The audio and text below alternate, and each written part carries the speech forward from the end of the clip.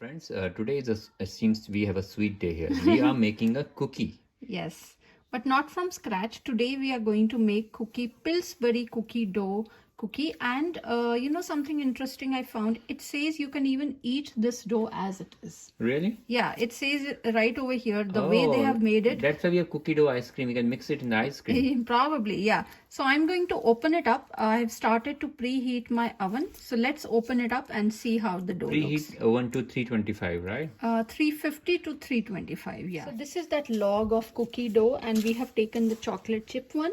So one tip as I was working on it, you can just put some dry flour to make sure it doesn't stick to your hands. Instead of butter, yeah. And they have said that you can scoop out small portions of this and make it into round, but we are going to try something different. So we take the log as it is and we will start cutting it.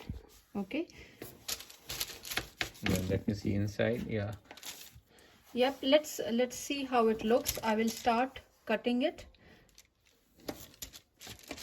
And if I take one portion, this is how it's looking, and then more or less I'll try to give it a shape like this itself.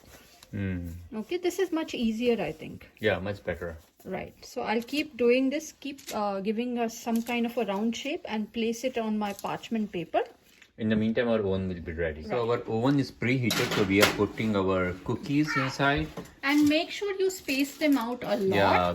Because they tend to expand up to 2 inches in size. So make sure enlarge you expand at least to the twice of their size. Exactly. Hopefully. So let's see.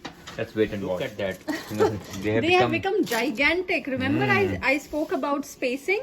This is what happens. Okay, they have actually started to stick with each other. Now I'll gently take them off on a plate. Friends, our chocolate cookies are ready to be served. I hope you like the quick process of making the chocolate cookie.